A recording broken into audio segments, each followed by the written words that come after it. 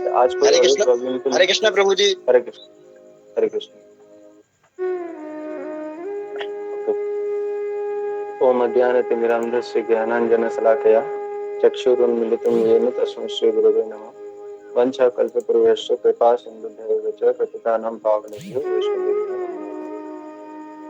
जय श्री कृष्ण चैतन्य प्रभु नित्यानंद श्री अद्वैत गदाधर शिवासादि गौर भक्तवृंद। हे न प्रभु करुणाम्बुरासे श्री रूप दुर्गत जनिर्दयार बलोके हे घट जुग्म सुमति रघुनाथ दास श्री जीवन कुरुत नंदन तिरुन दयावरा। हरे कृष्ण कृष्ण कृष्ण हरे हरे हरे राम राम राम राम। सर्वप्रथम मेरे गुरुपाद पद्म ओम विष्णुपाद अष्टोत्तर श्री श्रीमद् भक्ति वेदांत श्रीधर गोस्वामी गुरु महाराज जी का वचन में असंख्य कोटि प्रणिपात ज्ञापन करते हुए मेरे परम गुरुपाद पद्मद्वय नित्य लीला प्रविष्ट ओम विष्णुपाद अष्टोत्तर श्री श्रीमद् भक्ति श्री रूप सिद्धांत गोस्वामी महाराज जी तथा भक्ति वेदांत श्री नारायण गोस्वामी महाराज जी के वचनार में असंख्य कोटि प्रणिपात ज्ञापन करता हूँ। तदुपरांत इस्कॉन के फाउंडर आचार्य अभी जनार्दन स्वामी श्री प्रभुपाद जी के चरणों में मेरे अनंत कोटि दंडवत प्रणाम स्वीकार हो। इनकी बेहद की गुरु का प्रार्थना करते हुए आप सभी भक्त वैष्णव वैष्णवी गुरु भक्ता गुरु भक्ति सभी भक्तों के चरणों में मेरा यथा योग्य प्रणाम स्वीकार है। हरे कृष्ण। तो काफी दिन बाद फिर आप लोगों का दर्शन हो रहा है और आप सब मैं आशा करता हूँ कि आप सब लोग भक्ति में इसी हफ्ते बहुत आगे कुछ ना कुछ आगे आप लोगों ने बढ़ाई होगा, कुछ कदम आगे बढ़ाए होंगे। ये हरि कथा एक सभी अपने जीवन में देखा ही होगा। जब तक एक व्यक्ति हमारे भक्ति को अगर हम आदर रखना चाहें तो हरि कथा ही एकमात्र। हरि कथा के बिना और ग्रंथ अध्ययन के बिना, हरि कथा के बिना भक्ति हमारे सूख जाती है। इसलिए नियमित रूप में अगर हमें वैष्णव का संग नहीं मिल रहा है तो ग्रंथ अध्ययन अनुशीलन बड़ा जरूरी है। आज ही मैं सवेरे इस बात पे बैठ करके मैं थोड़ा चर्चा कर रहा था तो काफी ऐसे भक्तों के ये एक्सपीरियंस है कि जैसे जैसे उन्होंने काफी अच्छा भजन साधन करने के बावजूद भी कुछ समय तक जब तक हमारे जीवन में हरि कथा नहीं आता है तो हम अपने भक्ति को पोषण नहीं कर पाते। इसलिए हम लोग तो अभी सभी कोमल श्रद्धा वाले हैं, इतना वैष्णव विचारों में तो प्रवेश हुआ भी नहीं है। जिन लोगों का हुआ है उन लोगों का भी एकमात्र छत्रछाया भगवान की कथा है, ग्रंथ अध्ययन है। क्योंकि ग्रंथ अध्ययन में क्या होता है, हम अपने गुरु वर्गों के भावों में प्रवेश करते हैं। इसलिए मेरे आप सब लोगों से यही निवेदन है, कोई एक विशेष ग्रंथ को लेकर के, जैसे आप लोग काफी लोग नए भी हैं जो इस कोर्स में हैं, कुछ लोग हमारे कृष्ण की ओर से भी हैं। तो यहाँ पे जितने भी भक्त लोग हैं, मैं आप सब लोगों को एक ही बात कहना चाहूंगा, एक कोई ग्रंथ ले लीजिए और उस ग्रंथ को नियमित रूप में पढ़ें।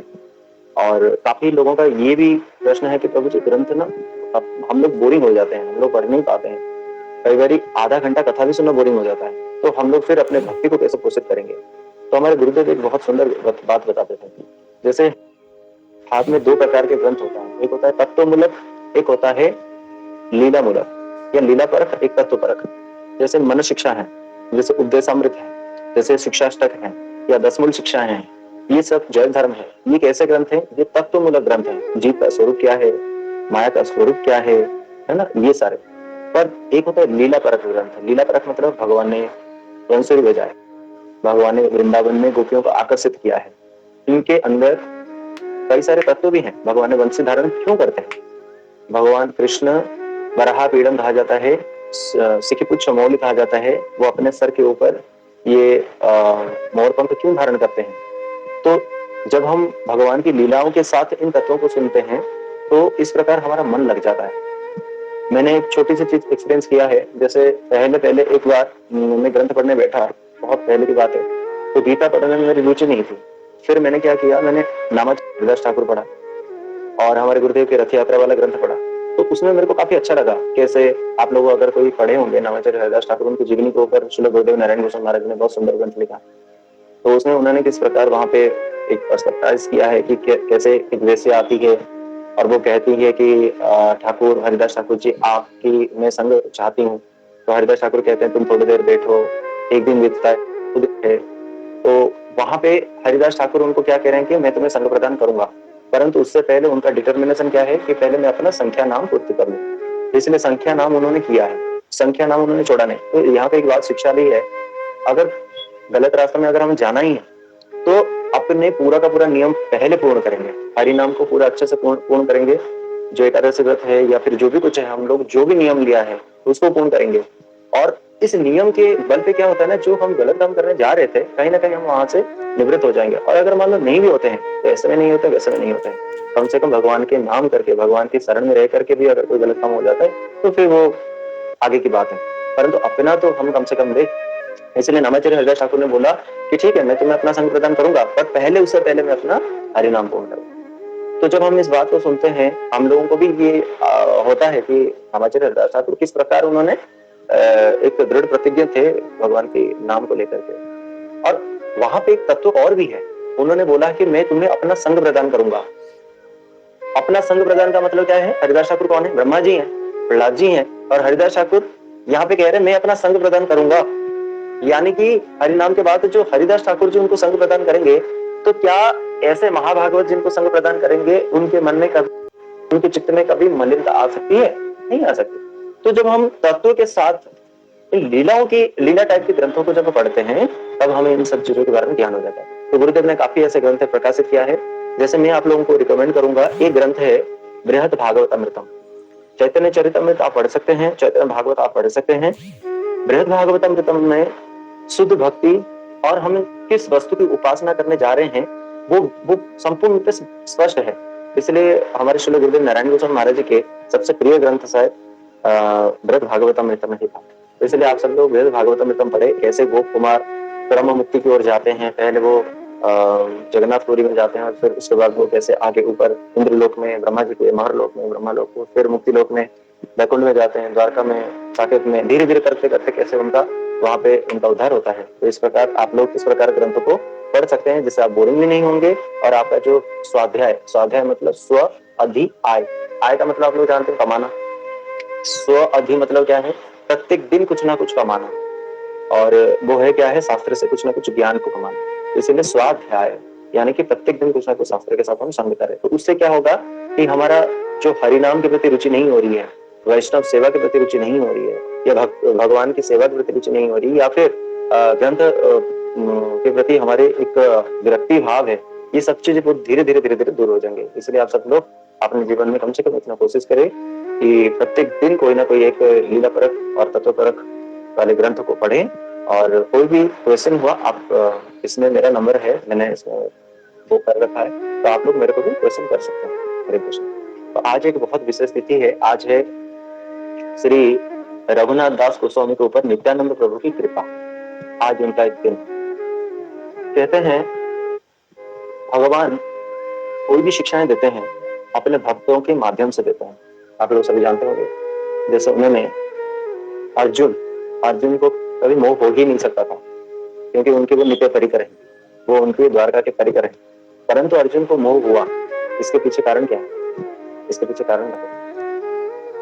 चतुसन ये बैकुंठ में गए, बैकुंठ में कोई श्राप, कोई अभाव, कोई दुख, कष्ट, क्लेश, ये सब चीजें नहीं है। वहां विगत कुंठ रहती वैकुंठ। वैकुंठ मतलब जहाँ पे किसी भी प्रकार के किसी प्रकार कोई दुख, कष्ट, क्लेश नहीं है, अभाव अनाटन नहीं है, वो जगह है वहां। तो वहां एक दूसरे से प्रीति पूर्वक रहते हैं, और वो स्वाभाविक है। यहाँ तो हम एक बुद्धि पूर्वक करते हैं, स्वाभाविक है कि हाँ आपसे मेरी प्रीति है, हम लोग चलते हैं। कभी ऐसे कोई सिचुएशन आने पर हम भी भड़क जाते हैं, किसी का टेम्परामेंट बढ़ जाता है, वो भी। परंतु वहां पे ये सब स्वाभाविक है, कोई किसी से लड़ते नहीं, कुछ नहीं। तो वो जो वैकुंठ है, उस वैकुंठ में भी क्या कभी किसी को गुस्सा आ सकता है? तो ये जितने भी 4 कुमार गए थे, इनको फिर कैसे गुस्सा आया और उन्होंने वहां पे श्राप दिया? तो ये भी भगवान की योग माया शक्ति के कारण ही हुआ है। तो ऐसे कई सारे उदाहरण है, जिससे कि भगवान अपने परिकरों के, नित्य परिकरों के साथ ही उन्होंने हम जैसे बद्ध जीवों को उन्होंने एक शिक्षा प्रदान किया। जबकि चतुसंधि कौन है? जो भगवान के अवतार ही है, तो उनको कैसे गुस्सा आ सकता है अगर इनका कोई सम्मान नहीं करता? और वही भगवान नारायण को जब भृगु मुनि ने पैरों से लात मारा, वो तो उस समय कुछ भी नहीं बोले और उल्टा उनके चरण पकड़ लिया, क्योंकि आपके पैरों को कष्ट तो नहीं हो, आपके चरणों को कष्ट तो नहीं हो। और वही भगवान के अवतार ये चतुसन, इनको रोक दिया गया क्या, और वो गुस्से में आकर के श्राप दे दिया। तो ये केवल भगवत इच्छा से होगी। ठीक इसी प्रकार से आज श्री रघुनाथ दास गोस्वामी के ऊपर थोड़ा सा हम लोग श्रवण कर लेते हैं। फिर आज किस प्रकार उनके ऊपर नित्यानंद प्रभु के अनुग्रह के कारण उनको चैतन्य महाप्रभु मिले और अंतिम समय तक उन्होंने चैतन्य विरह का आस्वादन किया राधा कुंड में रह करके। और विशेष रूप में हम जो रूपानुग वैष्णव हैं, जो रूप गोस्वामी के अनुगत में भजन करते हैं, हम लोग वास्तव में ये रघुनाथ दास गोस्वामी के आदर्श को हम लोग फॉलो करें, यही हमारे एकमात्र ध्येय है। इसलिए श्रील गुरुदेव नारायण गोस्वामी महाराज कहते थे कि हम सबसे बड़े रूपानुग प्रवर आचार्य कौन है? हम लोग रूपानुग वैष्णव हैं, तो हम भी तो अपना आइडल कुछ अच्छा वाला सेट करें। तो वो कौन है? वो रघुनाथ दास गोस्वामी। रघुनाथ दास गोस्वामी जैसे रूपानुग वैष्णव कोई हो ही नहीं सके। इसलिए जैसे रघुनाथ दास गोस्वामी ने भजन किया है, ऐसे ही हमें भजन करना चाहिए। इसलिए थोड़ा सा रघुनाथ दास गोस्वामी के बारे में हम लोग श्रवण करते हैं। आज है तो इनका आविर्भाव तिर्भाव कुछ नहीं, क्योंकि इन्हीं के साथ है, तो इसलिए थोड़ा सा इनके बारे में श्रवण करते हैं। रघुनाथ दास गोस्वामी बचपन से बड़े स्निग्ध, बड़े सुंदर, सुशील, व्यवहार संपन्न। इनके माता पिता, इनके जो पिताजी थे गोवर्धन मजुमदार, और इनके खूब सारे पैसे थे, पैसे की कोई अभाव नहीं था। उस समय 12 लाख स्वर्ण मुद्रा इनका वार्षिक आय हुआ करता था, परंतु होते हुए भी इनके अंदर वैराग्य की चरम सीमा देखा गया। इनके गुरुदेव जो दीक्षा गुरु थे वो यदुनंदन आचार्य थे। उन्होंने उनको महाप्रभु संबंध खूब सारी शिक्षाएं दी। आगे चल करके जब ये महाप्रभु और नित्यानंद प्रभु को बहुत अच्छे से जाने और उसमें इतना तन्मयता उनका आ गया कि अब वो महाप्रभु को पाने के लिए वो बार बार प्रयास करते थे, बार बार प्रयास करते थे। इसीलिए रघुनाथ दास गोस्वामी एक समय महाप्रभु के पास चले जाते हैं, कहते हैं कि प्रभु आप हमें जो है अपने शरण में ले लीजिए, आप हमें अपने सेवा में ले लीजिए। तो वहां पे अपने परिकरों को देख करके, क्योंकि रघुनाथ दास गोस्वामी, कवि कर्णपुर गोस्वामी कहते हैं ये नित्य लीला में रति मंजरी है। रति मंजरी जो है, जिनको तुलसी मंजरी भी कहा जाता है, ये हमारे रूप गोस्वामी जो रूप मंजरी के बिल्कुल साथ में रहते हैं। और जब भी राधा जी की किसी भी प्रकार ये लोग सेवा करने में इतने चाटुकारिता इनके अंदर है कि पता भी नहीं लगता कृष्ण को या और सखियों को, राधा जी की ऐसे सेवा करके निकल जाते हैं। और किस प्रकार सेवा करने पे युगल, ये जो हमारे राधा कृष्ण युगल सरकार को आनंद मिलेगा, तो इस प्रकार व्यवस्था ये मंजरियां बनाते हैं। जैसे निवृत्त निकुंज के अंदर एक ऐसे सैया तैयार करते हैं ताकि उसमें एक व्यक्ति लेट सके, परंतु एक व्यक्ति के सैया में भी 2 व्यक्ति राधा और कृष्ण वहां पे शयन करेंगे। तो इस प्रकार बड़े सुंदर वहां पे व्यवस्था करते हैं। और ये मंजरियां जो हैं, ये सीधा जो है राधा कृष्ण से डायरेक्ट मिल सकते हैं, इनको कोई रोक टोक नहीं है। निवृत्त निकुंज में भी इनका प्रवेश है। तो और सबसे बड़े जो रूप मंजरी है, इन्हीं के अनुगत्य में रति मंजरी सेवा करते हैं। जब वही राधा कृष्ण मिल करके चैतन्य महाप्रभु बन करके आते हैं, इसी कलयुग में ही ये रति मंजरी बन करके, जो रति मंजरी है वो रघुनाथ दास गोस्वामी बन करके जगत में आते हैं। बचपन से सम्भ्रांत परिवार, बहुत उच्च शिक्षाएं हैं, सब कुछ होते हुए भी इनके मन में कभी भी किसी प्रकार एक अहंकार का भाव कभी भी नहीं था। है तो ये नित्य परिकर ही समय बीता। जब चैतन्य महाप्रभु के लिए इनका मन छटपटाया, तो एक समय महाप्रभु से मिलने के लिए गए, तो महाप्रभु ने इनको सीधा सीधा एक उपदेश दिया है जो हमारे लिए वो काम में आएगा कभी। आप लोग रघुनाथ दास गोस्वामी के जीवन में जो आदर्श उन्होंने दिखाया, जो महाप्रभु ने उनको शिक्षाएं दी है, और अब तो उनके भजन की शेष अवस्था, तो वहां तक हमारे को ये सारी शिक्षा हमारे लिए ही है। जब वो महाप्रभु के पास आए और उन्होंने बोला कि मैं आपकी सेवा में जाना चाहता हूँ, तो वहां पे महाप्रभु कहते हैं, चैतन्य चरितामृत के मध्य खंड में आता है, स्थिर हैया घरे जाओ ना हो बातुल। क्या कह रहे हैं कि तुम स्थिर हो, पहले तो तुम शांत हो, और तुम बातुल मत होना, मतलब जो पागलपंती मत करना, तुम पहले घर जाओ एकदम से। जैसे हमारे साथ भी ऐसा देखा जाता है, कोई व्यक्ति 1 दिन 2 दिन जुड़ा थोड़े कृष्ण भावनामृत में थोड़े से जुड़ने के बाद, अब उसका मन होता है कि भाई ये तो आनंदमय जगत है और हम चले जाते हैं। बात ये होता है कि हम लोग किस बेस पे आकर के मठों में, मंदिरों में या सेंटर में कैसे वास करेंगे।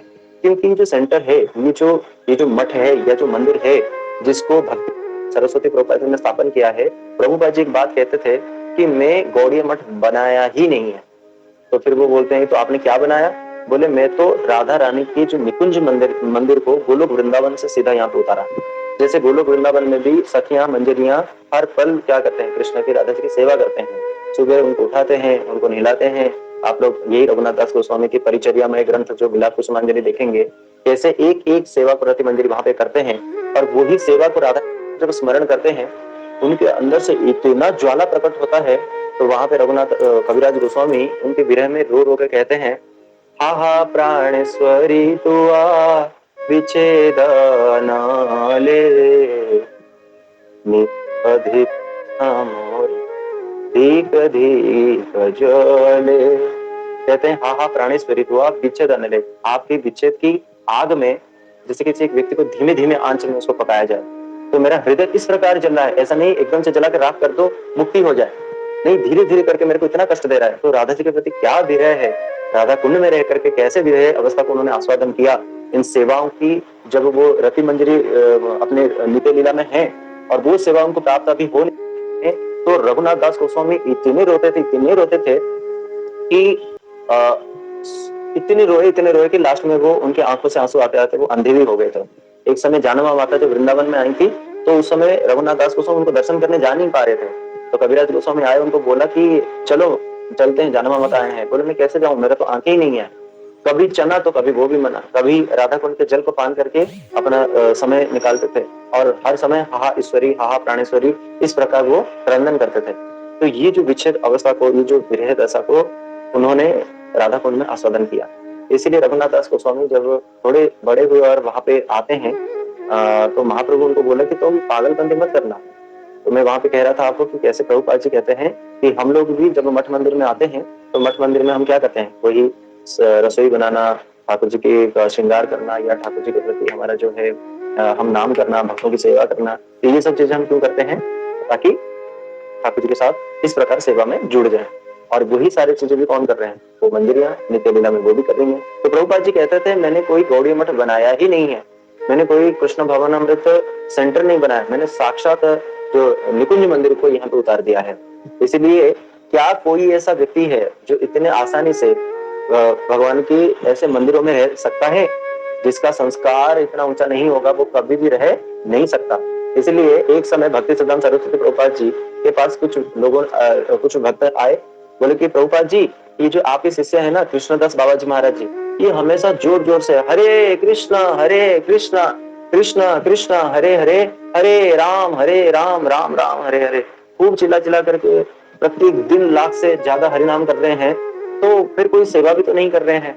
यद्यपि वो सेवा ही कर रहे थे, परंतु कुछ लोग जो उनको आकर कैसे बोलते हैं, तो प्रभुपाद जी ने उनको बोला देखो मैं 1 महीने के लिए क्या बाहर जा रहा हूँ, तो तुम ना ये पूरे कलकत्ता शहर में बड़े बड़े होर्डिंग लगा देना और उनको बोलना कि बड़े बड़े होर्डिंग लगा देना और कहना कि हम जो भी व्यक्ति गौड़ी मठ में आके रुकेगा उसकी प्रत्येक व्यवस्था हम देखेंगे, उसको केवल 1 लाख हरिनाम करना है, वेट करके 1 लाख या फिर आधा 32 माला उसको करना है। तो उसके लिए खाना भी हम देंगे, कपड़ा भी हम देंगे और उसके हॉस्पिटैलिटी का हर प्रकार हर संभव उसके जो भी बेसिक नीड्स हैं वो सब कुछ हम जो है उसका वो कॉस्ट बियर करेंगे। तो केवल आप लोगों को उनको ला करके 32 माला कराना है या कुछ नाम कराना है, तो फिक्स एक कोई संख्या कोई फिक्स नंबर चैंटिंग उनसे करवाना है। तो जब ये बोल करके प्रभुपाद जी चले जाते हैं, तो ये लोग काफी बड़े बड़े होर्डिंग लगाए, काफी लोगों को बुलाया, सब लोग आए। तो जब वापस 1 महीना बाद प्रभुपाद जी आते हैं चैतन्य बागबाजार चैतन्य मठ में, तो वहां पे उन्होंने बोला कि हाँ बताओ अब कितने लोग आए, कितने लोग यहाँ पे हैं। बोले कि प्रभुपाद जी कोई तो आया 1 दिन रुका, कोई आया 2 दिन रुका, कोई 5 दिन रुका, पर 5-7 दिन से तो कोई भी नहीं रुक पाया। इसीलिए कहते हैं प्रभुपाद जी ने बोला अब तुम्हें पता चला, तो जो कृष्णदास है ना जिनके मुख पे 1-1 लाख हरिनाम निकल रहा है, तो ऐसे में नहीं है, तो ये भगवान के नाम करने के लिए, मंदिरों में वास करने के लिए संस्कार कितना तगड़ा होना चाहिए। इसलिए हमारे ऐसे कोई भी संस्कार हमें भक्तों के संग में टिका नहीं सकता। इसलिए कुछ लोग हैं, कुछ भक्त हैं, हम हमारे अंदर भी वो सब बातें हैं। कोई बात अगर हम कोई सेवा हमने किया है, किसी ने हमारे प्रशंसा नहीं किया, या फिर मान लीजिए कि किसी ने हमें अंडर एस्टिमेट कर देता है, कोई काफी बड़ा फंक्शन है उसमें हमने काफी भक्तों को असिस्ट किया है, बट समय आने पर हमारा नाम नहीं बोला जाता है, या फिर किसी प्रकार हमें बोल दिया जाता है कि या फिर नेग्लेक्ट कर दिया जाता है, तो हम लोग क्या कहते हैं, अपोज करते हैं, भक्तों के साथ झगड़ा करते हैं कि अरे आपने हमारे नाम नहीं लिया, आपने ये नहीं किया वो नहीं किया। तो इससे क्या प्रतीत होगा, इससे क्या है कि हम लोग सेवा क्या कर रहे हैं, दे रहे हैं, जबकि सेवा हमें मिलता है। तो इसलिए कभी भी इस प्रकार अभिमान करना चाहिए, कोई संस्कार नहीं है हम भगवान की सेवा कर पाए, और बड़े बड़े देवता भी तरसते हैं। इसलिए इस बात को सभी भक्तों को हमें थोड़ा बहुत ख्याल रखना चाहिए। कभी कोई चीज मन में आ जाते, कुछ और तो बैठ करके हल कर लें, परंतु हमें एक साथ जाना है। इसलिए भक्ति विनोद ठाकुर कहते हैं राधा कृष्ण बोलो संग चलो एक मात्र भिक्षा साई, एक मात्र हमें भिक्षा दो, फिर अड़ोस पड़ोस घर पे ऑफिस पे कॉर्पोरेट में जितने भी जहां से भी लोग हैं, हमें कुछ नहीं चाहिए, राधा एक एक व्यक्ति कृष्ण भावनामृत संघ या एक व्यक्ति गौड़ी मठ बन जाएगा, उसी दिन जो सब एक विचार में प्रवेश कर जाएंगे। इसलिए कहीं ना कहीं वैचारिक साम्यता आवश्यकता है। चाहे वो व्यवहारिक रूप में हो, चाहे वो परमार्थिक रूप में हो, और परमार्थिक रूप में तो निश्चय ही होना चाहिए। तो इसलिए जो कम संस्कार वाले व्यक्ति वो कभी भी मठ में रह ही नहीं सकते। इसलिए कृष्णदास जो बाबा जी महाराज थे वो बहुत स्पेशल थे प्रभुपाद जी के लिए, क्योंकि वो भगवान के नाम का बड़ा सुंदर उत्तर भारत में और सब जगह प्रचार किया है। तो इस प्रकार रघुनाथ दास गोस्वामी को महाप्रभु कहते हैं कि देखो अब तुम्हारा ये समय नहीं आया है, तो तुम घर पे चले जाओ, क्रमे क्रमे पाए लोक भव सिंधु कुल। तुम कोई काम को ना एकदम से मत करो। जैसे एक उदाहरण देते हैं, हम लोग बाइक लेकर के जा रहे हैं या गाड़ी लेकर के जा रहे हैं, हमारा गाड़ी की जो स्पीड है वो 100 किलोमीटर प्रति घंटा है, और हमें एक पॉइंट पे 0 स्पीड में आके रुकना है। मतलब हम वहां से आ रहे हैं, एक पॉइंट पे हमें एक पॉइंट पे आकर के पूरा स्टॉप कर लेना है। तो क्या हम उसी पॉइंट पे आकर के 100 की स्पीड में जो गाड़ी चल रही है उसी पॉइंट पे आकर के ब्रेक मारते हैं, या पहले से मारते हैं धीरे धीरे धीरे धीरे करके उस जगह पे आकर के पहुंचते हैं धीरे धीरे करके? तो इससे क्या होगा कि हमारी जो गाड़ी की बैलेंस है ना वो बरकरार रहेगा, और अगर हम वहीं पे आकर के मारते हैं तो गाड़ी पलट जाता है और एबनॉर्मल एक्सीडेंट होता है, तो काफी कुछ हो सकता है। इसीलिए महाप्रभु कहते हैं अगर तुम्हारे अंदर संस्कार नहीं होगा, यद्यपि वो तो नित्य सिद्ध परिकर है, कि हमें दिखाना चाहते हैं कि हमें क्या करना चाहिए, भक्ति में मैच्योरिटी बहुत आवश्यकता है। इसलिए तावत कर्माणि कुर्वित न निर्विद्यते यावता मत कथा श्रवण आदो वा श्रद्धा जावन न अजायते। जब तक मेरी कथा के प्रति तुम्हारी प्रीति नहीं हुई तब तक तुम कहीं पे घर बार घर गृहस्थी मत छोड़ो। और घर गृहस्थ में रह करके तुम्हें करना क्या है, यही करना है, भक्तों की सेवा, हरि की कथा श्रवण और हरि के नाम कीर्तन, यही करना है बस। और जो भी आपसे बन पड़े दूसरे लोगों को बोल करके अपने सांगठनिक रूप में कृष्ण भावनामृत का प्रचार और प्रसार करना चाहिए। इसीलिए महाप्रभु कहते हैं कि एकदम से कोई चीज नहीं होता तो तुम घर पे जाओ। मरकट वैराग्य ना कर लोग दिखाइया, यथा यथा विषय गुंज अनासक्त होइया। एक होता है वैराग्य, जो वैराग्य आप लोग देखे होंगे, वृंदावन काफी लोग जाते हैं, वृंदावन में बंदर जो होते हैं ना वो जगह जगह पे ऐसे बैठे हुए होते हैं जैसे उनको कुछ पता ही नहीं है, और जैसे ही जाते हैं लोग जाते हैं एकदम से मतलब बंदर जो है उनसे जो भी उनके हाथ में होता है उसको स्नैच कर लेते हैं। तो क्यों? क्योंकि ऐसा लगता है कि वो तो कुछ भी नहीं जानते। आप लोग बगुला को देखे होंगे, बगुला, तो बगुला क्या खाता है? मछली। वो बगुला जब वो बैठा होता है ना ऐसा लगता है कोई स्टैचू बैठा हुआ है, उसको पता ही नहीं है, और जैसे मछली आते हैं झपट करके वो पकड़ करके और लेके चला जाता है। तो ये क्या है, एक हम ढोंग कर रहे हैं, एक हम हमारे अंदर ये जो हिपोक्रेसी वाला जो नेचर है ना ये ना करें। तो मरकट वैराग्य ना करें, मतलब अपने अंदर से वो बात है ही नहीं और हम जो चीज को लेकर के लोगों के सामने प्रस्तुत कर रहे हैं। इसलिए भगवान ने बोला है कर्म इंद्रियां, ज्ञान इंद्रियां और एकादश मन, ये 11 जब कंट्रोल में हो जाएंगे ना तब हम वास्तव में भगवान की सेवा कर सकते हैं। नहीं तो क्या है कि कुछ लोग ऐसे करते हैं कर्म इंद्रियाणि संयम ये आस्ते मनसा स्मरण इंद्रियात्म विमूढ़ात्मा मिथ्याचारी से उच्चते। वो मिथ्याचारी हो जाता है। मन से तो खूब वो भोग कर रहा है, मन से खूब चिंता कर रहा है, खूब लड्डू खा रहा है, परंतु यहाँ पे जो है जबरदस्ती वो बैठा हुआ है, कुछ खा नहीं रहा है। परंतु हमारे भक्ति में कौन से वैराग्य को आचरण करना है?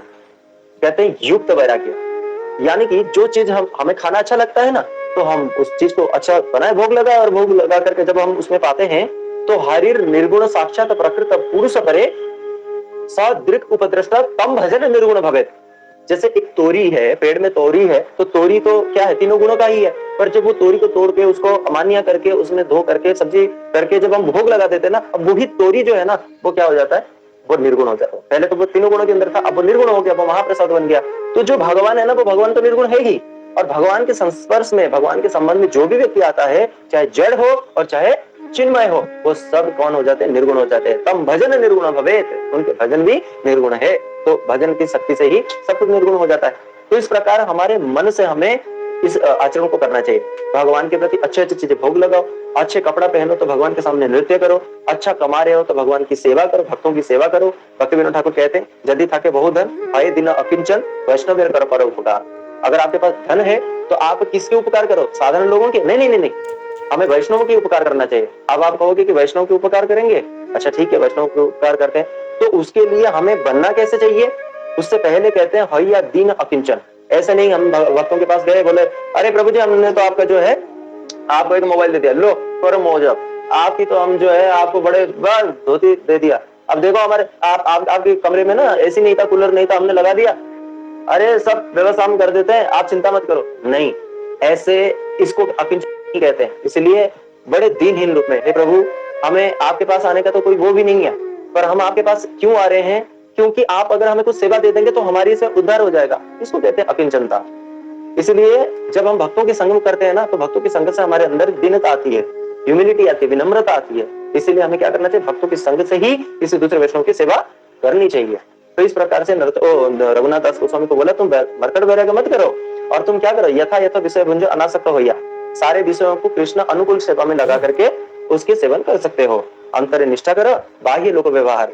हम जिस जगत में रहते हैं, आप लोग जैसे घर गृहस्थ में रहते हैं, आप लोगों को पता होगा काफी सारे फाउंडेशंस हैं, सोसाइटी के हैं, फैमिली के हैं, काफी सारी चीजें हैं। जैसे हमारे परिक्रमा में लोग आते हैं तो वो बहुत सारे उसमें लीव वगैरह डाल करके आते हैं, तो उसमें उनको काफी मशक्कत करना पड़ता है। तो ये सब क्या है, फाउंडेशन क्या है, ये सब तो इसलिए अंतर में तो भगवान के प्रति निष्ठा करो, बाह्य में लोक व्यवहार। आप जाओ शादी में, परंतु शादी में इस प्रकार मत जाओ कि हाँ कंठी भी खोल के रख दिया, तिलक भी हटा दिया और वहां जाकर के उल्टा पुल्टा खा रहे हैं, नाच रहे हैं, वो कर रहे हैं। नहीं नहीं नहीं नहीं, कुछ ऐसा करो, मैं पहले भी क्लास में बताया था ना, ऐसे कुछ करें, ऐसा कोई एक बैच पहने जिससे हमें खुद को क्या होगा, महसूस होगा कि नहीं हमें भगवान की भक्ति करना, या फिर कोई दूसरे लोग हमें नोटिस करेंगे, तो वो भक्ति करेंगे, नहीं कि हम विषयी व्यक्ति को देख करके हम भी विषय बन जाएंगे, है ना। इसलिए मैंने पहली क्लास में बताया था, गिरगिट जैसा रंग नहीं बदलना है हमें। इसलिए महाप्रभु ने मुकुंद को क्या किया, प्रेम दान करने से मना कर दिया था।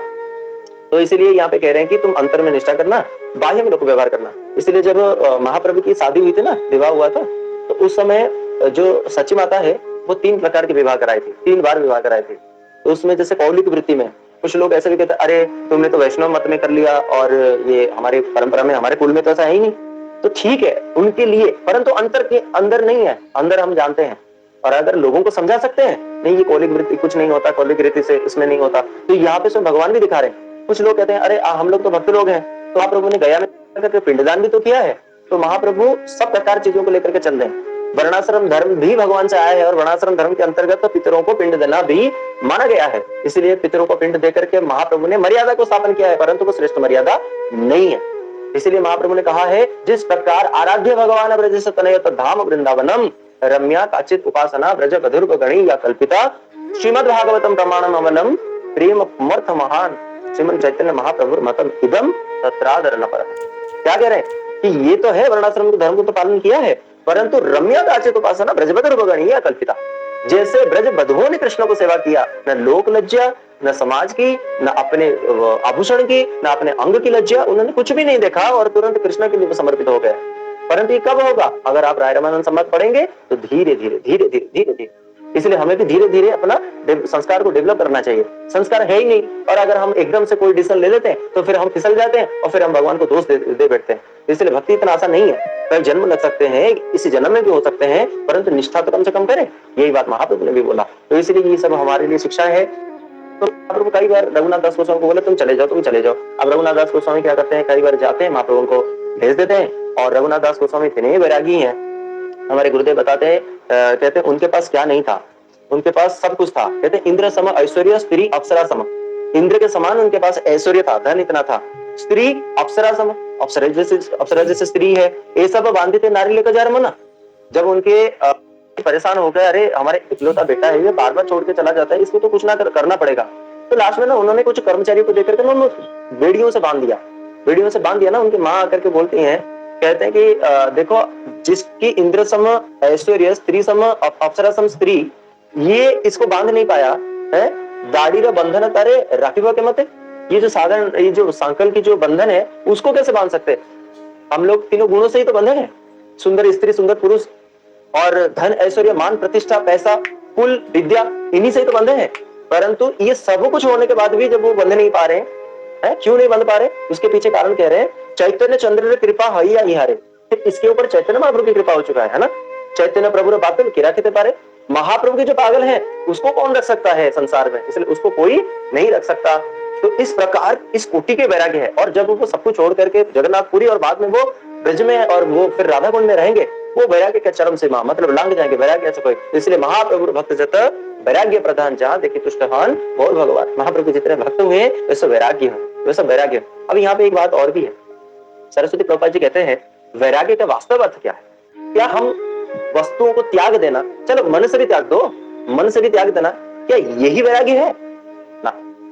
वैराग्य का अर्थ यह है कि विशेष रूपेण राग, विशेष रूप में भगवान के प्रति अनुराग। क्या विशेषता है? क्या विशेषता है? आपको महाप्रभु के एक परिकर के बारे में सुनाता हूँ। एक महाप्रभु के परिकर है राघव पंडित। वो राघव पंडित के क्यारी में, उनकी बाड़ी बगीचा में बहुत नारियल पेड़ थे, बहुत नारियल पेड़, एक से एक नारियल पेड़, एक से एक बड़ा, एक से एक नारियल के फल में मिठास, पानी इतना मधुर होते हुए भी कभी उनको पता लगा कि सुदूर इलाके में कहीं एक नारियल का पेड़ है जहाँ पे पानी मेरे बाड़ी बगीचे से भी ज्यादा मीठा है। जब उन्होंने ये सुना ना तो वहां पे दौड़ के गए और इतना दिन लगा उनको जाकर के ज्यादा पैसा दे करके वो फल लेकर के आए और उन्होंने महाप्रभु को किया। तो इसको कहते हैं अनुराग।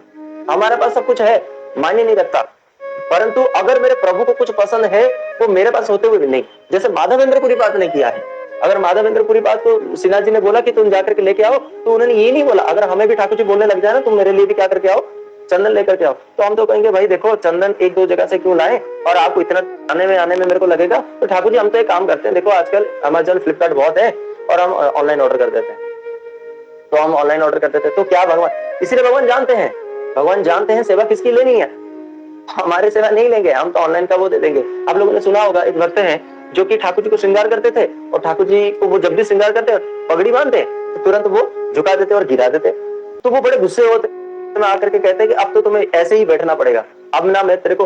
और फिर ठाकुर जी रोते हैं कि अरे मेरे को श्रृंगार नहीं किया, वो नहीं किया। तो अगर हमें भी ऐसे एक दो बार कर दिया ना तो हम तो कभी ठाकुर जी के घर में जाएंगे ही नहीं। मान लो अगर हमें ठाकुर जी कहते हैं कि भाई गर्मी लग रही है और मेरे को जो है पंखा चाहिए, हम तो एसी लगा देते, नहीं एसी नहीं, तुम्हें पूरी रात वेट करके मेरे को पंखा करना है। तो फिर हम तो ठाकुर जी को तुरंत बोलेंगे भैया आप अपने रास्ता, हम अपने रास्ता नहीं। इसलिए ठाकुर जी हमें देते नहीं, कारण क्या है, क्योंकि हमारे अंदर अभी वो सेवा वृत्ति की दृढ़ता नहीं आई है, अभी हमारे भजन निष्ठता के स्तर पे आया ही नहीं है, इसलिए ये चीज हमारे साथ होता नहीं। पर कभी ऐसे वैष्णव रघुनाथ दास गोस्वामी प्रभुपाद जैसे भक्तों की जब कृपा होंगे तब जाकर के हम इस तरह सेवा के आनंद को वो कर सकते हैं। इसलिए वैराग्य का मतलब है विशेष रूप में राग। तो इस संसार में मान लो ये फोन मेरा ठाकुर जी की सेवा में लग रहा है, इसमें मैंने काफी सारे लोगों के साथ कांटेक्ट में रह करके ठाकुर जी की सेवा में जोड़ सकता हूँ। अगर मान लो मैं अपने लिए ठीक है, मैं इससे मेरे को कुछ डिस्ट्रैक्शंस है तो मैं इसको जो है आज से त्याग दिया। मेरे सामने दो चीज है, 100% मैं भगवान की सेवा इसी से कर रहा हूँ, 1% मैं इससे डिस्ट्रैक्ट हो रहा हूँ। तो यहाँ पे एक मैच्योर जो डिवोटी है उसको ये समझ लेना चाहिए से होगा पर्सन में डिस्ट्रैक्ट हो भी रहा हूं ना, अगर मैं फोन भी त्याग दिया तो वो फोन से नहीं किसी और से मैं हो ही जाऊंगा। पर मैं अगर सेवा को करता रहा, सेवा नहीं छोड़ा, मैंने सेवा करता रहा, जैसे हरिदास ठाकुर अभी बताया ना, हरिदास ठाकुर ने बोला देखो मैं तुम्हारा संग करूंगा, वो तो बात अलग है कि कौन से संग देंगे, पर मैं तुम्हारा संग करूंगा परंतु मेरा नाम पहले पूरा होने दो। तो उन्होंने अपने सेवा को नहीं छोड़ा। तो अगर हमें भोग करना है या भोग छोड़ना है, कुछ भी करो, तो अगर वो सेवा में काम आ रहा है तो फिर सेवा सुख दुख परम संपदा नासय अविद्या दुख। सेवा में सुख मिले, कई बार सेवा में दुख भी मिलता है। काफी सारे, जैसे मान लीजिए कि हम सुबह से लगे हुए हैं सेवा में, हमारे जो है शोल्डर में पेन है, हमारे रिस्ट में पेन है, हमारे वेस्ट में पेन है, हमारे नी में प्रॉब्लम है, काफी सारे टाइम से हम लोग करिए आ रहे हैं, तो थकान हो रहा है, सब कुछ हो रहा है, परंतु वो भी एक आनंद है से हमारा अभी।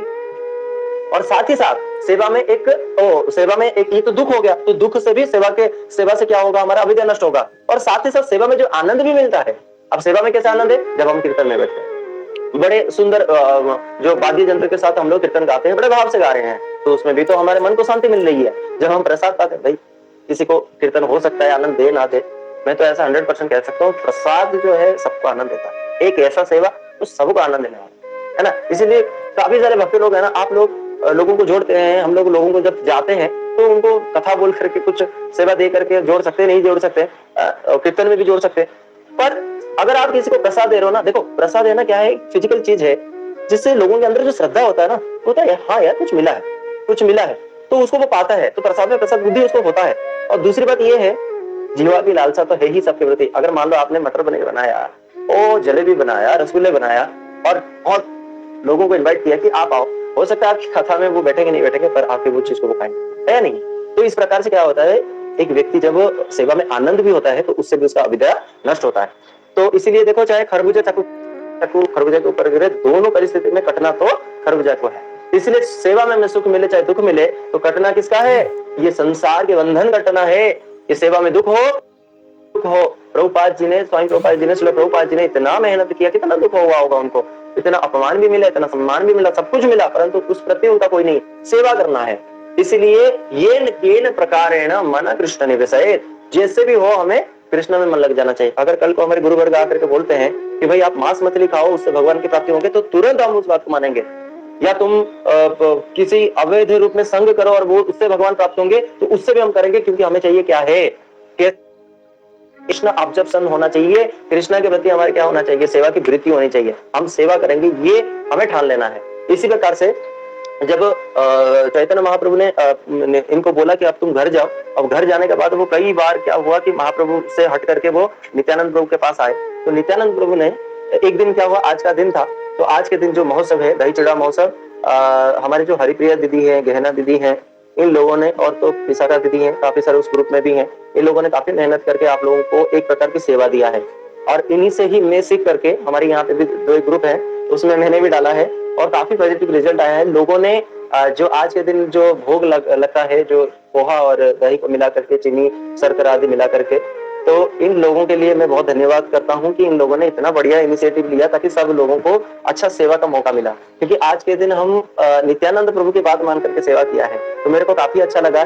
शायद ही मैं इतना एक्टिव किसी ग्रुप में मैं पहले नहीं था, आज मैं काफी सारे ग्रुप में, सबको बहुत मेरे को अच्छा लगा। तो आप लिए मैं राधा मदन मोहन जी, गोविंद देव जी, इनके चरण में तुलसी अर्पण करूंगा। और एक बार इन सब लोगों के लिए आप लोग इमोजी के माध्यम से भी सही, आप इन लोगों के लिए एक क्लैपिंग इमोजी भेजें, अभी भेजें सब लोग। तो दूसरा, बहुत बहुत अच्छा, ठीक है। तो अब हम टॉपिक पे जल्दी आते हैं। बस बस बस, इतना भी मत करो। सही सही, ठीक है। तो जब प्रभु बार बार महाप्रभु के पास आते थे पर महाप्रभु उनको नकार देते थे, तो इन्होंने क्या किया, एक दिन पानीहाटी, एक जगह है पानीहाटी, वहां पे जब पहुंचे, वहां पे नित्यानंद प्रभु बैठे थे। तो नित्यानंद प्रभु, काफी सारे वैष्णव लोग वहां पे बैठे हुए थे। तो वहां पे नित्यानंद प्रभु के पास जब वो पहुंचते हैं, तो दूर खड़े हुए जो नित्यानंद प्रभु दूर खड़े हुए हमारे रघुनाथ दास गोस्वामी को देख करके क्या कहते हैं, बड़ा सुंदर उनको तंज मारते हैं, तंज कसते हैं। निकटे ना आइस चोरा भागो दूरे दूरे। जो चोर होता है वो क्या होता है, वो दूर दूर में भागता है, वो पास नहीं आता है ना। तो नित्यानंद प्रभु कहते हैं, निकटे आइस चोरा, मेरे पास आ, ए चोर मेरे पास आ, भाग दूरे दूरे है। और तुम भागो दूरे दूरे मतलब तुम दूर दूर क्यों भाग रहे हो, मेरे पास आओ ना। आजी लाख पाई अच्छी दंडी मुंह तुम्हारे, आज तुमको मैं अपने पास मिले हो ना तुम, आज जो है मैं तुम्हें दंड दूंगा है। तभी चिड़ा भक्षण करा हो मोर गणे, सुनिया आनंद हईल रघुनाथ मने।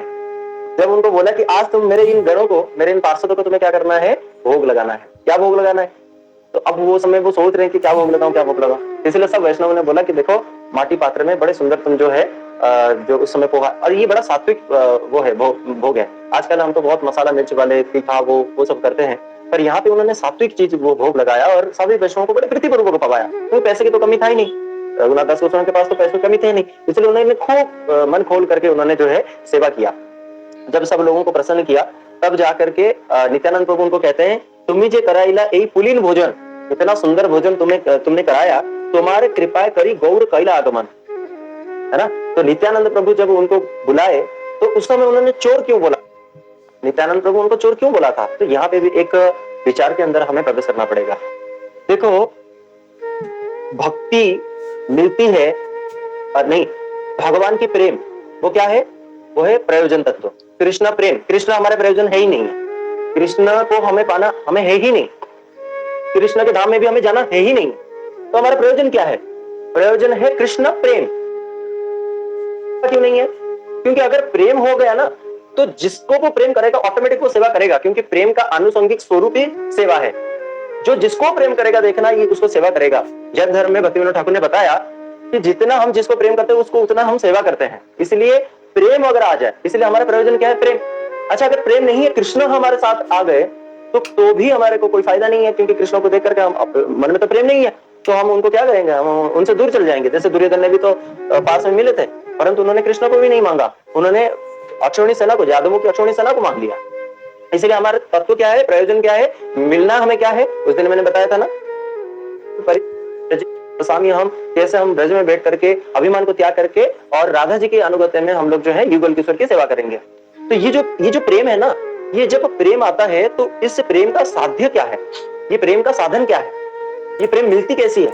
ये कहते हैं ये प्रेम मिलता है भक्ति से, यानी कि हमारे हृदय में सबसे पहले भक्ति महारानी विराजमान होंगे। अब ये भक्ति महारानी किनकी कृपा से विराजमान होती है, क्या भगवान की कृपा से? नहीं। तो फिर किसकी कृपा से? भगवान की कृपा से, अगर नहीं तो किसकी कृपा से? कहते हैं भगवान अगर कृपा करते हैं तो वो एक मूर्ति धारण करता है, उसको कहते हैं साधु, उसको कहते हैं वैष्णव।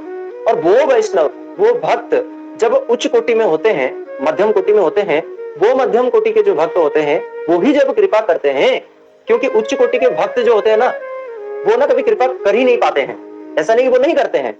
उत्तम कोटि के भक्तों का लक्षण पहले हम जानते हैं। उत्तम कोटि के जो वैष्णव होते हैं, स्थावर जंगम ना देखे, स्थावर जंगम ना देखे, सर्वत देखे तारा मुक्ति, सर्वत स्फुरे तारा इष्ट देव स्मृति। मैं थोड़ा याद नहीं कर पा रहा हूँ। कहते वो सब जगह क्या करते हैं ना, अपने इष्ट को देखते हैं। तो वो प्रत्येक जगह तो इष्ट को देखा, अब अपना इष्ट, उनकी इष्ट कौन है? भगवान है। तो भगवान कैसे है? रसो वैसे रस ही अवायम लब्धानंद भवति, भगवान आनंदमय है, नंद के आनंद भयो, तो वो तो आनंदमय है। अब भगवान सच्चिदानंदमय को भक्त देख रहे हैं कि भगवान तो सच्चिदानंदमय है। अब वो ये नहीं देख पा रहे हैं कि वो जो शरीर में वो व्यक्ति बंधा हुआ है, मन बुद्धि चित्त अहंकार उसको जड़ में बांध रखा है, उस तत्व को वो नहीं देख पा रहे। वो किसको देख रहे हैं? वो तो सच्चिदानंदमय को देख रहे हैं।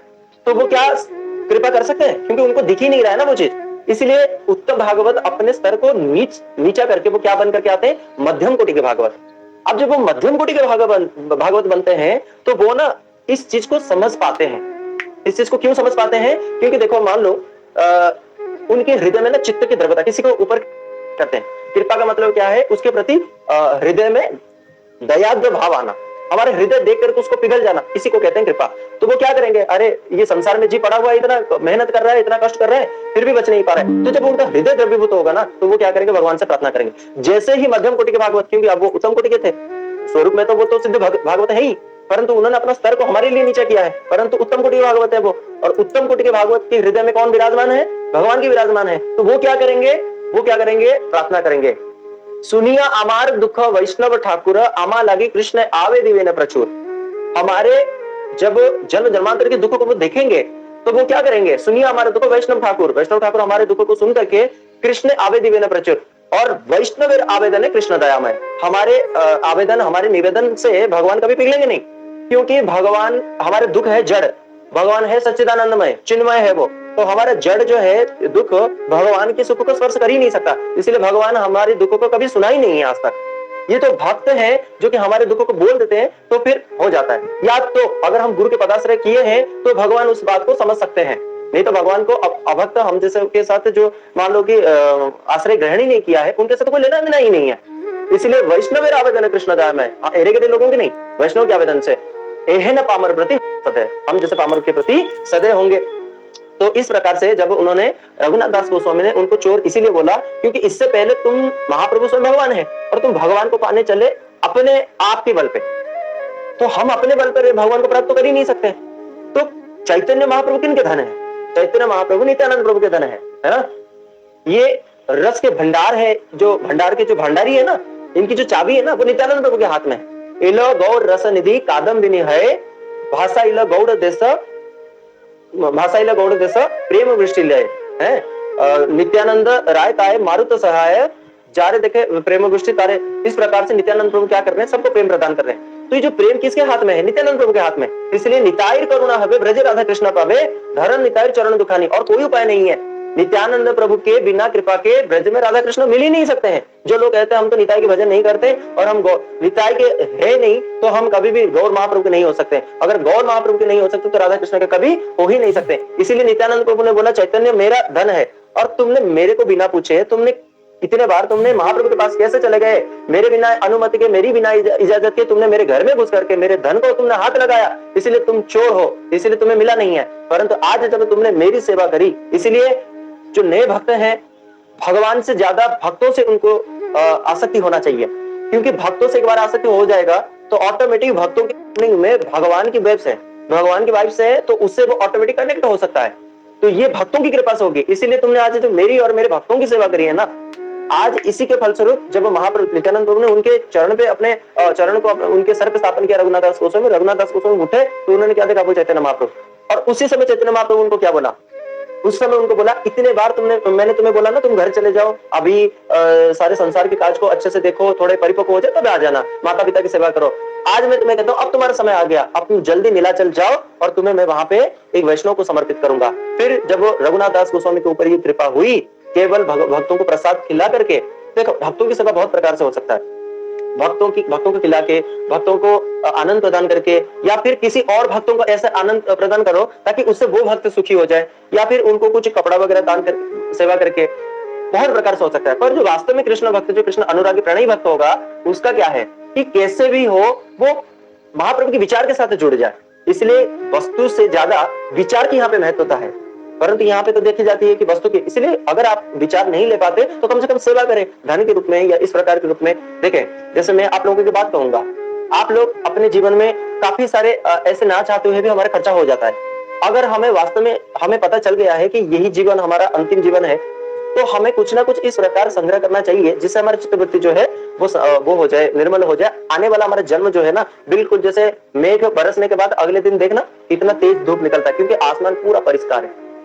तो आने वाला हमारा सारे प्रारब्ध भी, ऐसे गंदे प्रारब्ध भी नष्ट हो जाएंगे, गंदे संस्कार भी नष्ट हो जाएंगे, तो हम अच्छे से भक्ति कर पाएंगे।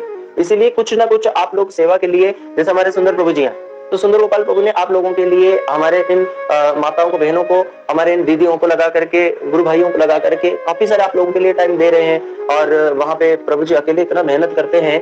आज इतनी गर्मी में प्रभु जी राधा कुंड में अकेले खड़े हो करके एक छोटे से वहां पे एक छोटे से कमरे में अपना ग्रंथ पढ़ते हैं और इतना भागते हैं। प्रशासन वाले उनको इतना परेशान कर रहे हैं, बावजूद इसके भी माता के लिए और अपने आप लोगों की, भक्तों की सेवा के लिए उन्होंने कभी किसी प्रकार वो नहीं किया। इसलिए जितने भी आसपास के लोग हो सकता है, आप लोग उनको कनेक्ट करो और उनके धन के माध्यम से और हमारे विचारों के माध्यम से कैसे भी करके भक्तों को अगर हम जोड़ सकते हैं ना, तो इससे बड़ा चीज कुछ भी नहीं हो सकता। और धन से ज्यादा विचार का वो है। इसलिए श्रील गुरुदेव कहते थे कि 1000 लोग हरिनाम करना मेरे को कोई फर्क नहीं पड़ता। श्रील गुरुदेव नारायण गोस्वामी महाराज कहते थे, परंतु अगर वे उनमें से एक कोई व्यक्ति चैतन्य महाप्रभु और उनकी विचार को समझ गया ना, वो मेरे लिए वास्तव प्रचार होगा। भक्ति सिद्धांत सरस्वती प्रभुपाद जी ने आधे से ज्यादा समय उन्होंने शुद्ध भक्ति क्या है नहीं, शुद्ध भक्ति क्या नहीं है, इस बात को बोलते बोलते उनका आधे से ज्यादा समय चला गया। वो जो विचार है भक्ति विनोद ठाकुर, वो जो प्रभुपाद जी, वो जो रूपानुग वैष्णव धारा है, जब हम एक विचार एक व्यक्ति के अंदर भी हमको वो बीज डाल दिया ना, तभी हमारे और उसका जन्म भी सफल है। इसलिए यहाँ पे सेवा की थोड़ा वो है। आज के दिन आप लोग अगर कुछ सेवा अगर आप लोग बांधो कैसे भी करके, और जैसे उनका सेवा आएंगे ना, तो धीरे धीरे वो भी धीरे धीरे आपके प्रति वो होंगे। ठीक है, हो सकता है हमें किसी को बोलने में शर्म आता हो या फिर किसी भी कुछ भी, तो दूसरा सेवा ले लिया करो उनसे। किसी प्रकार के ऐसे कोई हरिनाम संकीर्तन हो रहा है, आप उनको घर पे बुलाए तो उनसे थोड़ा सेवा करा दिया तन के रूप में। हमारा उद्देश्य तो पैसा इकट्ठा करना या धन इकट्ठा करना तो है नहीं। इसलिए हमें क्या करना है, केवल भगवान की भक्ति के लिए पात्रता जो सेवा से होगी और कथा से होगी। इसलिए इस प्रकार हम जोड़ सकते हैं। सुंदर गोपाल प्रभु के लिए मैं क्या बताऊं, प्रभु जी हमारे इतना सपोर्टिव है और प्रभु जी इतना मतलब इतना दरिया दिली है। वैसे तो वैष्णवों को होना चाहिए, पर आज अगर मैं वैष्णव किसी को देख रहा हूँ ना, तो मैं सुंदर प्रभु को जब देखता हूँ, वास्तव में हम लोगों का एक सम्मान से बड़ा वो हो जाता है। इसीलिए मेरे मन में भी काफी बार विकल्प आए हैं कि मैं भी क्या ये जो साधारण कपड़ा ले करके क्या मैं इसको सही ढंग से निभा पाऊंगा। पर जब मैं प्रभु जी को देखता हूँ, मेरे अंदर इतना मोटिवेशन आता है। इसलिए मैं प्रभु जी के चरण में आज भी प्रणाम करता हूँ। और प्रभु जी मेरे को इस प्रकार मतलब उनके आदर्श के जीवन के माध्यम से हम लोगों को इस प्रकार प्रेरित करते रहे। तो दूसरी बात ये थी कि इस प्रकार जब हुआ, अब चैतन्य महाप्रभु जो रघुनाथ दास गोस्वामी को मना किया था, महाप्रभु ने अब उनको बोला कि तुम वापस आ जाओ मेरे पास। कहाँ पे? जगन्नाथपुरी में। तो रघुनाथ दास गोस्वामी वहां से वन के रास्ता से वो कहाँ पहुंचे? जगन्नाथपुरी में। तो जगन्नाथपुरी में आज थोड़ा 10 मिनट हम ज्यादा समय ले रहे हैं। अगर आपको कोई दिक्कत नहीं हो तो मैं थोड़ा 5-10 मिनट ज्यादा समय कथा करूंगा, क्योंकि रघुनाथ दास गोस्वामी हमारे रूपानुग वैष्णव है। तो आप सब लोग थोड़ा अनम्यूट करके मेरे को एक बार आप लोगों का क्या वो है मेरे को बता दीजिए, क्योंकि आप लोगों का टाइम भी मेरे लिए बहुत इंपॉर्टेंट है। अगर आप लोग कहेंगे तो मैं इसको कंटिन्यू करूंगा, अदरवाइज फिर अगले हफ्ते थोड़ा सा इसके ऊपर चर्चा करेंगे। तो अभी क्या हरे कृष्णा, ठीक है। हरे कृष्णा प्रभु कंटिन्यू रखिए। हरे कृष्णा प्रभु जी कंटिन्यू करिए प्रभु जी। ठीक है। तो रघुनाथ दास गोस्वामी अब कहाँ पहुंच गए हैं? जगन्नाथपुरी में। जैसे रघुनाथ गोस्वामी पहुंचे ना, देखिए कोई छोटा मतलब आज वैष्णव आए हैं तो उनको क्या किया जाता है, एकदम से गुरु जी की सेवा में लगाया नहीं जाता है, उनको पहले तैयार किया जाता है। तो जब वो महाप्रभु के पास आए ना, तो महाप्रभु ने बताया उनको क्या बोला कि रघुनाथ अब तुम रघुनाथ नहीं हो, अब तुम स्वरूप के रघुनाथ हो। यानी कि उस समय जो स्वरूप दामोदर गोस्वामी थे, उन्होंने उस छोटे से बच्चा रघुनाथ को महाप्रभु ने स्वरूप दामोदर जी को दे दिया कि अब तुम इनको सिखाओ, इनको पढ़ाओ, उनको विचार में प्रवेश। तो रघुनाथ दास गोस्वामी महाप्रभु ने उनको गिरिधर सिला दिया और गुंजा माला दिया। तो उसको सेवा करते रहे उन्होंने, और सेवा करते रहे।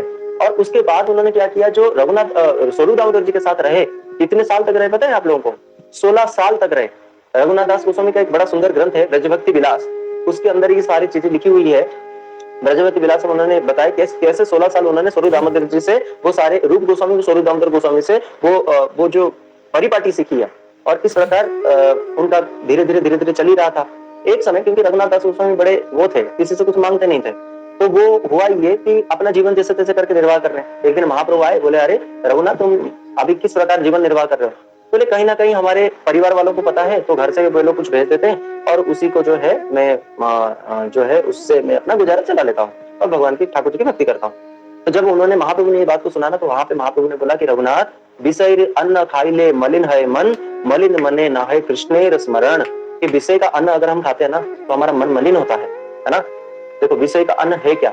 विषय का अन्न है हम जो भी कुछ कमाते हैं ना, वो सब कुछ कैसे कमाते हैं वो मैटर करता है। अगर हम उसको अलग तरीके से कमाया, झूठ बोल करके कमाया, और अगर हम भोग वृत्ति के लिए कमाया और फिर वही चीज को हम केवल थोड़ी सी शुद्ध करने के लिए मंदिरों में दे दिया या फिर किसी भक्त को दे दिया, और भक्त उसको अगर अपने एंजॉयमेंट के लिए उसको ग्रहण करता है, तो उससे क्या होगा? उसका पतन होगा, उसके मन मलिन होगा। आप हमारे गुरुदेव इसके ऊपर गुरुदेव हमारे एक प्रैक्टिकल बात बताते थे। आज से कुछ साल पहले अखबार में आया था, नंदगांव का एक व्यक्ति था, वो साधु था, तो वो अपने घर पे दरवाजा बंद करके भगवान का नाम कर रहा था। तो किसी ने खटखटाया, आवाज लगाया कि अरे मेरे को एक रोटी दे दो, अरे मेरे को एक रोटी दे दो। तो उस वो भक्त ने दरवाजा खोला तो कोई नहीं है, सामने कुत्ता बैठा था, तो दरवाजा बंद कर दिया। अब जब दरवाजा बंद कर दिया, फिर दोबारा आवाज आया कि अरे दरवाजा खोलो, मेरे को रोटी चाहिए। अब उसने दोबारा दरवाजा खोला, देखा कोई नहीं है, फिर दरवाजा बंद कर दिया। तो तीसरे बार उसने बोला, तो तीसरे बार उसने देखा, इधर उधर देखा कहाँ पे कौन बोल रहा है। तो फिर वो जो कुत्ता है ना, वो मनुष्य का आवाज निकाल करके कहा कि मैं बोल रहा हूँ। बोले तुम तो कुत्ता हो, तुम मनुष्य के रूप में कैसे बोल रहे हो? बोले नहीं, वास्तव में मैं एक मंदिर का महंत हुआ करता था, जो लोग धन दे करके जाया करते थे।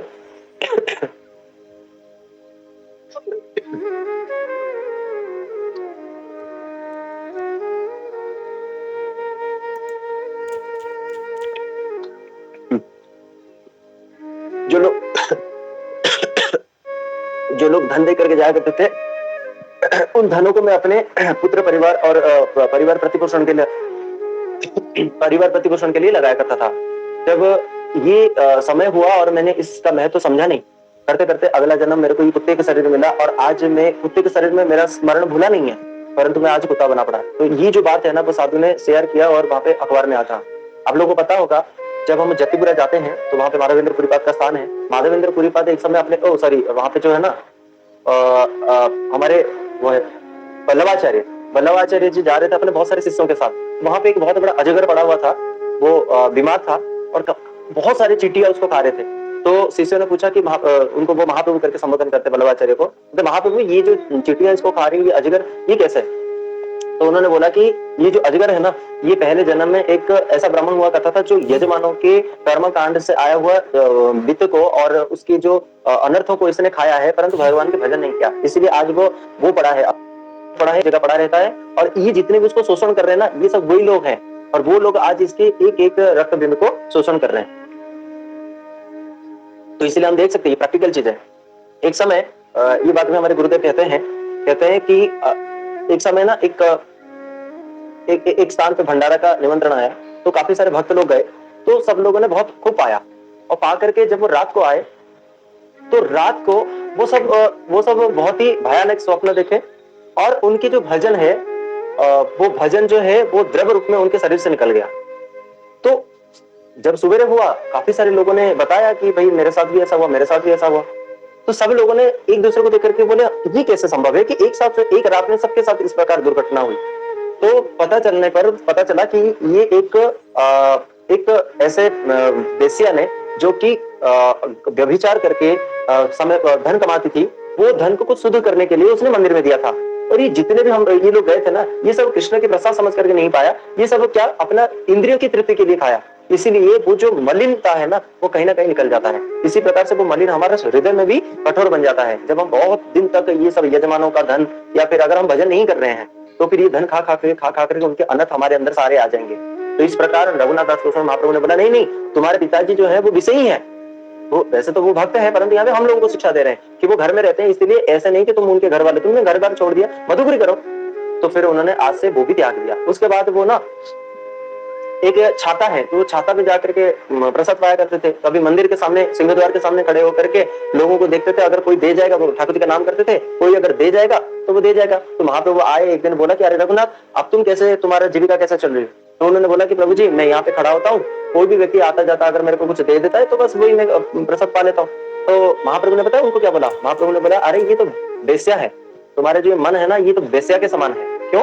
कारण ये है कि तुमने, जैसे एक वेश्या है, रात को वो क्या करती है, वो देखती है कि कौन मेरे पास आएगा, मेरे को सुखी करेगा, मेरे को पैसा देगा, तो वो पूरा रात गुजार देता है। भागवतम में भी ये बात आई है। एक अवधूत महाराज जी हुए हैं, इन्होंने वेश्या से भी इन्होंने कुछ सीखा है।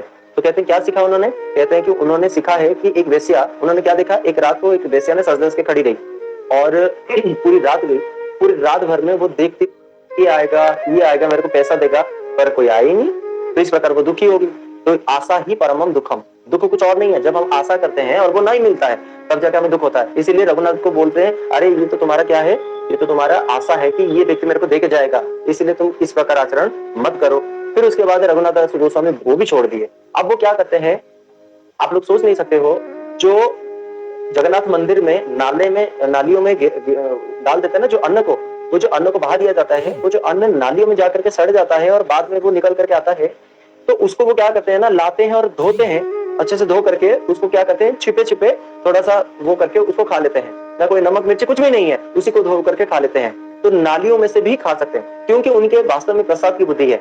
इसीलिए कुकुरात मुखात भ्रष्टम, अगर कुत्ते के मुख से भी निकल जाए और अगर उसको भी महाभागवत को भी पाना है, तब भी वो उस प्रसाद में कभी भी न्यूनता नहीं आ सकता है।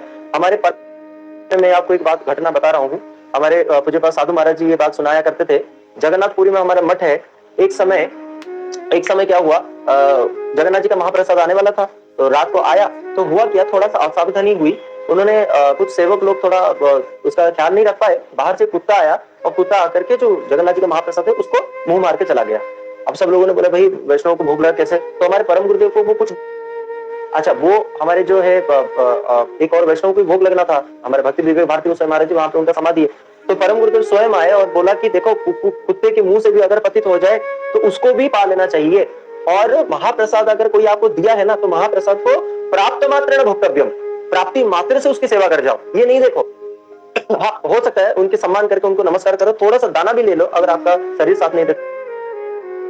तो हमारे आचार्य वर्गों ने ना महाप्रसाद को महाप्रसाद की बुद्धि से उन्होंने डील किया है। एक समय स्वामी प्रभुपाद जी जब विदेश में थे तो काफी सारे भक्त लोगों को उन्होंने प्रसाद दिया। तो उन्होंने क्या किया, हरे कृष्ण, नीचे जाके देखिए, उन्होंने क्या किया, काफी सारे लोग थे, पत्तल में झूठे छोड़े काफी सारे प्रसाद को उन्होंने क्या किया, ड्रम में फेंक दिया। तो वहां पे से ना स्वामी प्रभुपाद जी आए और आकर के उनमें से थोड़ा सा चावल या कुछ भी था, वो रोटी उठाए और प्रसाद पाए, और वहां पे रो रो करके प्रार्थना किया कि देखो मैं तो सारा नहीं पा सकता, देखो डस्टबिन में से उठा करके वो खुद पाए, इतने बड़े महाभागवत होकर के। क्यों? क्योंकि उनकी नजर में क्या है, वो झूठा नहीं है, वो कुछ और नहीं है। और तो और आप लोगों ने गुहक चंडाल के बारे में श्रवण किया होगा। जब अश्वमेध यज्ञ पूर्ण नहीं हो पाया था तो गुहक चंडाल ने सारे चटनी, खीर, मीठा, खट्टा सब एक साथ मिलाकर के खा गए। जब खा गए तब द्रौपदी के मन में संदेह हुआ ये भुक्कड़ है, ये भक्त है, और वो जानते नहीं थे उनका स्वरूप को। तब भी वो जो घंटा बजना था वो घंटा बज नहीं रहा था, पूर्णाहुति नहीं हो पा रही थी। जब उनके मन में ये बात आई तो कृष्ण ने जाकर के बोला कि देखो कंडीशन ये था कि अगर एक ऐसा व्यक्ति जिनको तुम प्रसाद करा दो और अगर वो तृप्त हो जाए तो घंटा बज जाएगा, परंतु तुमने ना कहीं यहाँ पे एक संदेह रख लिया कि क्या ये भुक्कड़ है या ये भगवान के भक्त है। अरे वो ना तो किसी में खट्टा देखते हैं, ना किसी में मीठा देखते हैं, ना कुछ में कुछ देखते हैं, वो तो सब में भगवान के अधरामृत देखते हैं और सबको वो खा जाते हैं, सबको वो पा जाते हैं। इसीलिए तुम इस प्रकार जो है भावना मत रखो। जैसे ही द्रौपदी ने इस प्रकार भावना को त्यागा, वहां पे घंटा बजा और फिर अश्वमेध यज्ञ वहां पे पूर्ण हुआ। तो इस प्रकार से देखा जाता है कैसे इन लोगों का प्रसाद के प्रति सम्मान बुद्धि है। जब प्रभुपाद जी प्रसाद पाया करते थे तो प्रभुपाद जी पहले आचमन करते थे, प्रसाद की 4 परिक्रमा करते थे, प्रसाद को ऊपर स्थान देते, नीचे भी खुद बैठते थे और फिर प्रभुपाद जी प्रसाद पाते थे, चाहे वो थोड़ा सा भी क्यों ना पाए। जब भक्त ने आकर के हरिदास ठाकुर को दिया, हरिदास ठाकुर ने बोला कि मेरा तो 3 लाख हरिनाम नहीं हुआ, मैं पा नहीं सकता, परंतु उन्होंने पूरा मना नहीं किया, थोड़ा सा उन्होंने महाप्रसाद सेवन किया है। तो महाप्रसाद के सेवन काफी बार हो हर प्रकार से हो सकता है। महाप्रसाद को अगर आप पा नहीं सकते हो तो आप उनकी परिक्रमा कर लो, वो महाप्रसाद की सेवा का फल मिल जाएगा, उनको प्रणाम कर लो, सेवा मिल जाएगा। इसका साक्षात उदाहरण क्या है, चैतन्य महाप्रभु जो पुरी में थे, पंडों ने उनको महाप्रसाद दिया एकादशी के दिन में, क्योंकि उनको पता है कि एकादशी दिन में ये पाते नहीं है, और जब प्रसाद की अपमान करेंगे तो एक ये मिसाल बन जाएगा और हम लोगों को बताएंगे देखो वो तो प्रसाद की अपमान किया है और वो भी जगन्नाथ जी के महाप्रसाद। तो उन्होंने क्या किया, प्रसाद की अपमान नहीं किया, उन्होंने प्रसाद की उन्होंने परिक्रमा करी, भक्तों के साथ कीर्तन किया, क्योंकि प्रसाद क्या है? महाप्रसाद है, गोविंद है, नाम ब्रह्मणि वैष्णव है। ये 5 एक ही तत्व